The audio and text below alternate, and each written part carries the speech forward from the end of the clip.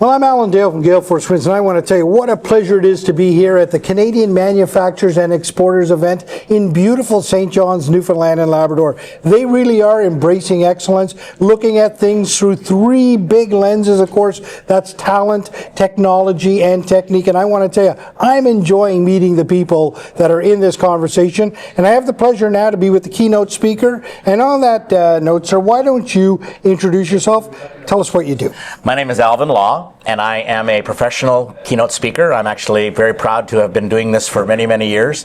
I am from Calgary, Alberta, and probably the key way that I fit into this conversation is I've worked with AIM and lean manufacturing for 20 years across North America. I probably fell into it in a way, pardon the pun, by accident, because I was born without arms. I've never worked in manufacturing, but my message to people is very much in tune with the theme of the organization and what it's always been about. In fact, I always remember the comical side of this when someone said, you're doing some talks about lean where we say less is more. And I've always said, you bet, less is more. People don't think that's funny, but I find it rather poignant because when I was born without arms, it sounds like I've got less. But what that gave me in my life was ability to use my feet. But more than anything, I learned from a very, very young age in rural Saskatchewan, you got to earn your way up. You can't wait for people to come and take you to your top. You can't wait for people to come and take you to success. So it's a very personal journey I've been on. Right. But I think what amazes people the most is that I'm not just sort of passively living my life. I've always strove to be the best I can. And I'm a world-class drummer, believe it or not. I'm going to play the drums for these folks in a little while here. And I like to be around people that want to be better, that want to improve themselves. And I have a line that I use. It's a trademark line, step into your greatness. Because inside all of us, we got greatness just waiting to emerge. Wow. Talk to me about your keynote today. What is sort of the gist of it? Give it to me in a sentence or two. The gist of it very much is to carry the theme of embracing excellence, because that's what I've always done.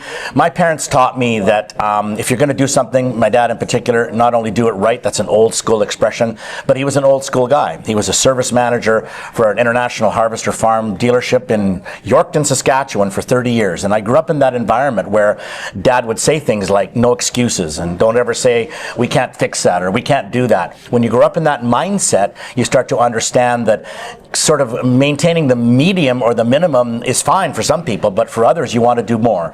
And that's what I think is the connection to this organization, because that is their objective for everything they do. Also, I think the idea of change. We don't always like change. Well, I got to tell you, I'm glad we changed, because I don't want to go back to 1960 when I was written off as a pretty much crippled child, they called me, with somebody that would never be able to do not only anything for any kind of quality of life, but in fact it was the opposite. It was because I had no arms that I was able to discover the true strength of that and what it means. And challenge, to me, challenge is just a word. It's right. It's not an obstacle. Yeah. In many cases, it could be an opportunity. In fact, I've always believed this idea. I've got a book that I call Alvin's Laws of Life. I'm not book pitching here, but in one of my laws, which I have 5 of them, they're like my strategy for life, my code, my statement that I believe we all have to work on these things. And one of the things that I've done with that list is call it Alvin, A-L-V-I-N. And one of my list is I for imagination. And one of the lines out of my imagination quote is, imagination is the difference between obstacles and possibilities. And it's always been something I've seen. When something gets in my road, I go, okay, how can I figure out a way to overcome this? It became a mindset, and at 65 years old, it's never let me down. Wow. Alvin, you would have crisscrossed this country, east to west, up and down. You would have met some great people. I have. Talk to me what it feels like to be back in St. John's, Newfoundland right now. Well, you know, I know this sounds pretty stereotypical and rather cliche, but when you grow up in rural Saskatchewan in a farming mindset, you grow up in the same kind of mindset as those people out here on the coast. You know, the hard-working people. I hate to sort of stereotype just fishermen, because there's more than that.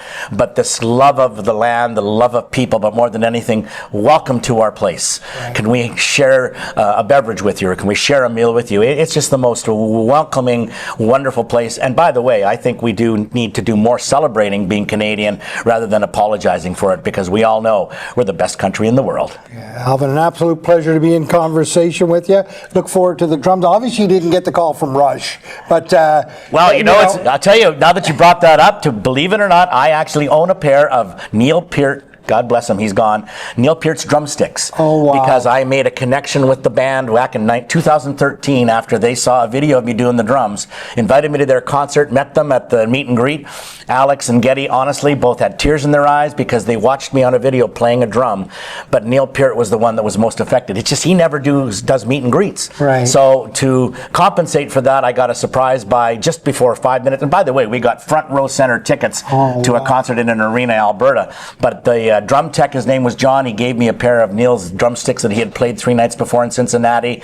And basically he said, Neil was so touched, but not because you play with your feet, but because you embrace music. And aren't I lucky to be a musician too? Wow. Great story. Great to meet you. I look forward to the keynote. Thanks for having me. And boy, step into your greatness. It's all waiting for you just to show up and do what you can do.